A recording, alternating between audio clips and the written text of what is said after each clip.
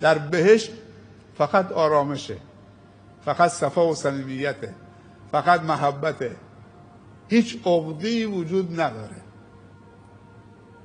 هیچ عوارض منفی وجود نداره. روبروی هم تختای از تختای بهشتی نشستن، اتوماتیک میاد بالا میره پایین. و نزعنا ما فی قلوبهم من غل اخوانا علی سرر متقابلین و نزعنا ما فی صدورهم من غل. خدا میگه ما وقتی که بهشتیان وارد بهشت میشن هرچی غل و کینه و حقد و حسد از سینه‌هاشون میکشیم بیرون. این دل میشه پاک بهشتی. روبروی هم رو تختای بهشتی میشینن، از محبت و نگاه هم دیگه سیر نمیشن. سبحان الله.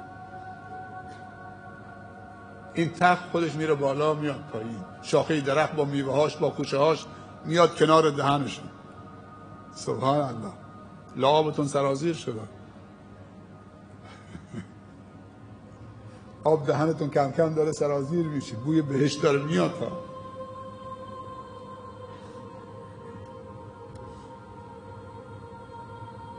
اشکال نداره 4 قطره اشک هم بریزید برای وقتی این صحبت ها میشه دلتون هوایی بشه، هوای فردوس اعلی بشه. فادخلوها بسلام. سبحان الله.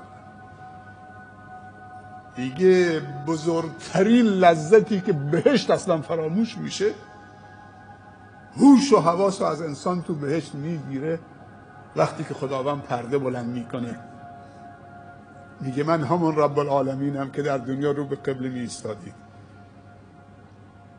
سبحان الله. انگار که بهشت فردوسی دیگه وجود نداره.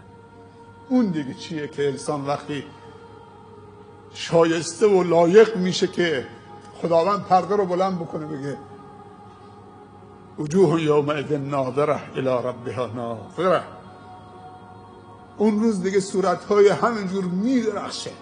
الله نور السماوات والارض منعکس بشه تو صورت تو بهشت، دیوانه میشی. بهشت رو فراموش میکنی، جوی عسل فراموش میکنی، جوی شراب فراموش میکنی، جوی شیر رو فراموش میکنید. اون خوشه های میوه های متنوع و بهشتی فقط در اسم با میوه های دنیوی. هیهات بین انگور بهشتی و انگور اونجا همش مزه است، شکم ورم نمیکنه. تو دهانت که میذارید نعمت‌های بهشتی آب میشه، تمام شد، فقط مزه است. نه اینکه 4 تا خرما خوردی یا 4 تا دونه انگور خوردی شکمت ورم بکنه دیگه نتونی بخوری. مثل مور و ملخ جوانا باید بریزن به مساجد، مثل پروانه هایی که دیوانوار دور شمع جمع میشن. درهای خانه خدا در دنیا بازه. جوانای عزیز، در هر گوشه دنیا که هستید صدای منو میشنوید، این صدای یک دوسته، یک برادره که شما رو دوست داره. خواهرم، در هر کجا که هستید، خدا مال همه است. شکر خدا بکنید که خدا مال یک قشر خاصی نیست، مال شیخا و آخوندا نیست، فقط خدا مال همه است. خدا مال لاتان هست، همون لات هم بنده خداست، همون بی‌حجاب هم بنده خداست. نباید ناامید بشه.